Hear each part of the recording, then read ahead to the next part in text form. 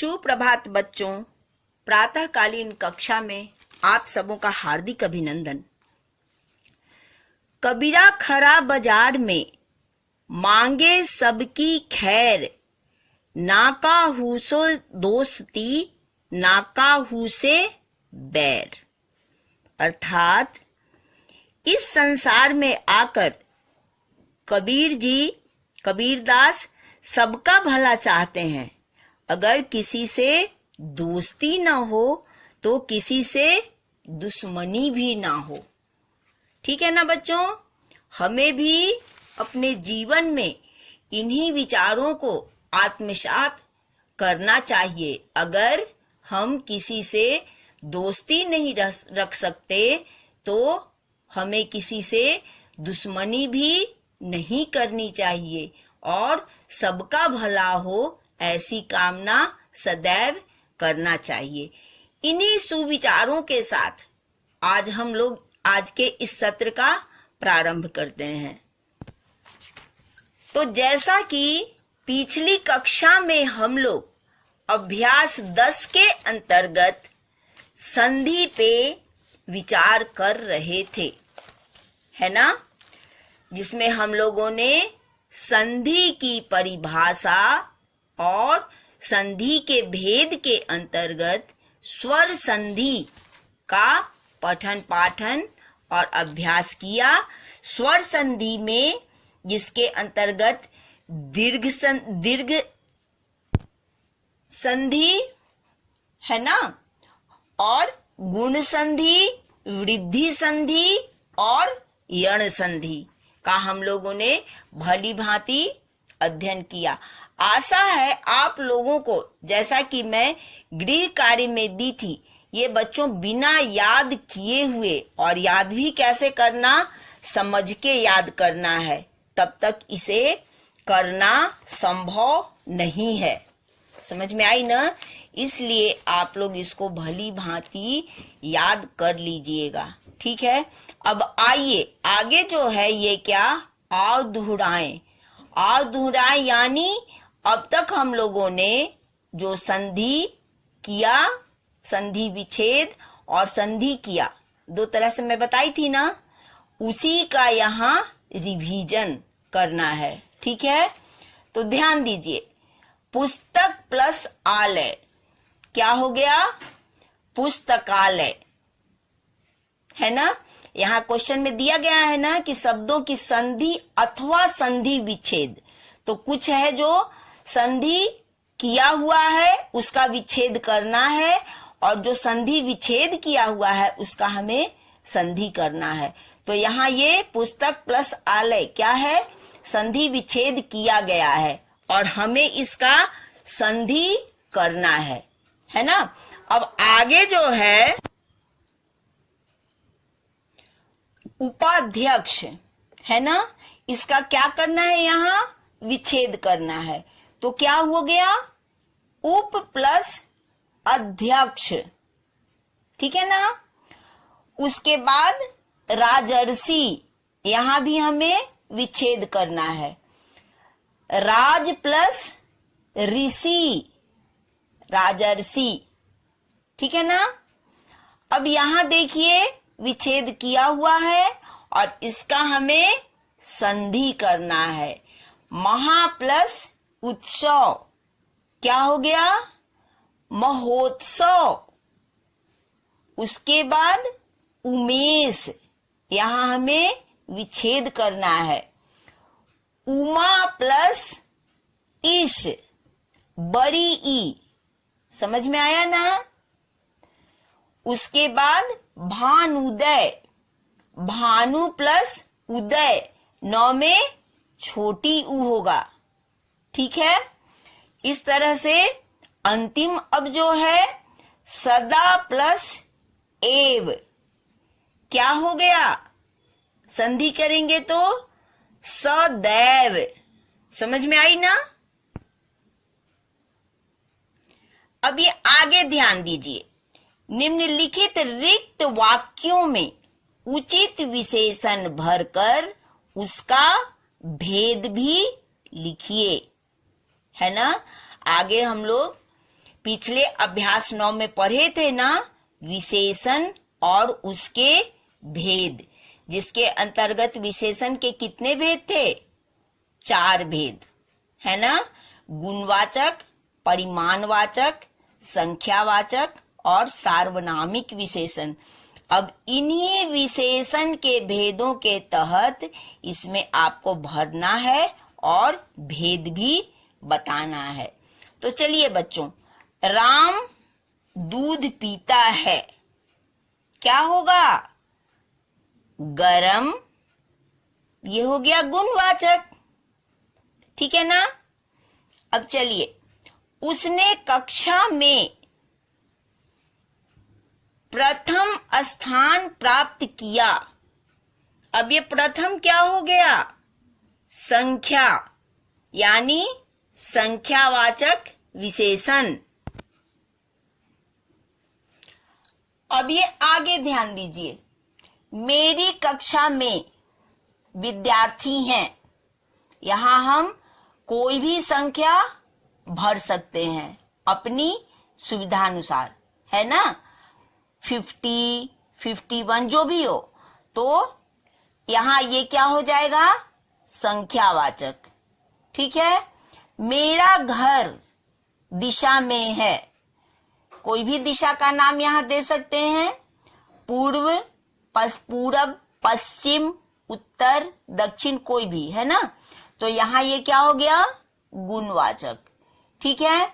अब यहां कबूतर उड़ते हुए हमारी छत पर आ गए, यहां संख्या कोई भी लिख सकते हैं, 4 कबूतर, 2 कबूतर, जो भी हो, ये आपका क्या हो गया? संख्यावाचक, है ना? इस तरह से विशेषण के भेदों का हमने इसमें रिवीजन किया अधुराए के अंतर्गत, ठीक है? अब ये 10वां जो है, निम्नलिखित वाक्यों को उचित प्रविशेषण शब्दों, प्रविशेषण द्वारा पूरा कीजिए। प्रविशेषण की परिभाषा में बताए थे ना, जो विशेषण की विशेषता बतलाए। तो यहाँ क्या है? वह लड़का परिश्रमी है। परिश्रमी की विशेषता बहुत परिश्रमी, ये बहुत आपका प्रविशेषण हो गया। तुम भोले हो, क्या हो गया? बहुत, ये बहुत यहां प्रविशेषण हो गया। अब ये गौ में मैं अब स्वस्थ हूं, क्या? बहुत स्वस्थ हूं, ठीक है? पानी ठंडा है, पानी यहां ठंडा की विशेषता बहुत ठंडा है। इस तरह से बहुत प्रविशेषण हुआ। अब आगे देखिए, 11 में क्या है? कोष्ठक में दिए गए शब्दों के विलोम शब्द से रिक्त स्थानों की पूर्ति कीजिए। यहां विलोम अर्थात उल्टा, बॉक्स में जो दिया गया है उसी के तहत। गर्मी में पदार्थ ज्यादा अच्छे लगते हैं, शब्द क्या है? ठोस। तो ठोस का उल्टा क्या होगा? विलोम तरल, यहां क्या होगा? तरल पदार्थ। अब ख में परीक्षा में मैं प्रथम आऊंगा, शब्द क्या दिया हुआ है? विगत। विगत यानी जो बीत चुका, इसका उल्टा क्या होगा? आगामी। तो आगामी परीक्षा में मैं प्रथम आऊंगा। गौ में आजकल भारत गेहूं का, शब्द क्या है? आयात। आयात का उल्टा क्या होगा? निर्यात। आयात मंगवाना, निर्यात भेजना। तो निर्यात कर रहा है। घ में अपने, शब्द क्या है? अग्रज। अग्रज जो बड़ा हो, मालूम है ना? उसका विपरीत क्या होगा? विलोम अनुज। तो अपने अनुज से मिलकर आ रहा हूं। अब देखिए ये अंगह, ऋतु में गर्म खाना अच्छा लगता है। शब्द क्या है? उष्ण। उष्ण का उल्टा क्या होगा? शीत। समझ में आया ना? शीत ऋतु में यानी ठंडे में गर्म खाना अच्छा लगता है। ठीक है बेटा। अब चलिए, इसके बाद ये 12 में क्या है?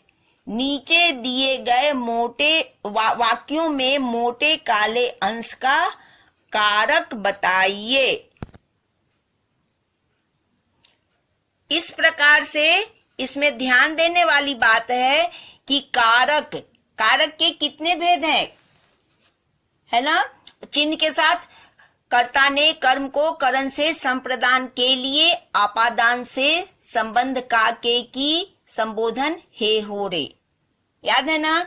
और करण और अपादान दोनों का चिन्ह से है, जो कि पता है कि करण से जुड़ने का और अपादान से अलग होने का बोध होता है। तो इसी आधार पर यहाँ जो कारक का मोटे काले शब्दों में जो बताया गया है, इसका कारक बताना है। विभक्ति चिन्ह आप लोगों को याद होगा, उसके तहत यहाँ बताना है। माँ ने बेटे को समझाया। बेटे को क्या हो गया? कर्म कारक, है ना? अब उसके बाद दिव्या रमा से अच्छा गाती है। रमा से यहां ये क्या हो गया? अपादान कारक। उसके बाद गौ में ठहरो, उस तरफ खतरा है, क्या हो गया? संबोधन, है ना? अब उसके बाद घ, मैंने राधा को पुस्तक दी। राधा को क्या हुआ? संप्रदान। ठीक है ना? अब उसके बाद गिलास मेज पर रख दो। ये मेज पर क्या हो गया? अधिकरण।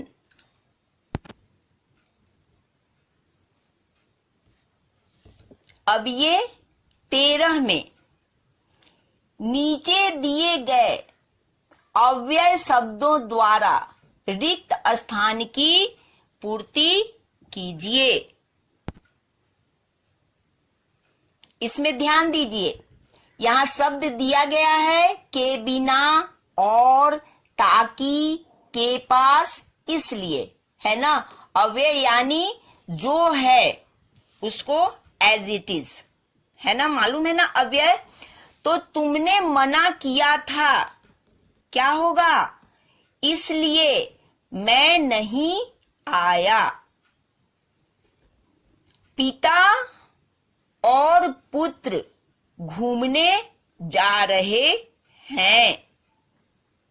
ठीक है ना? उसके बाद गौ, पेट्रोल के बिना कार नहीं चल सकती। के बिना अव्यय। उसके बाद खूब मन लगाकर पढ़ो, क्या होगा? परीक्षा में प्रथम आओ। क्या अव्यय पद शब्द यहां भरेंगे? ताकि। समझ में आया ना? कंप्लीट वाक्य हुआ।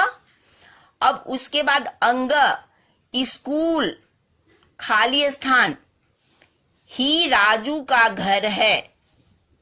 अब अंतिम जो बच गया है के पास, है ना?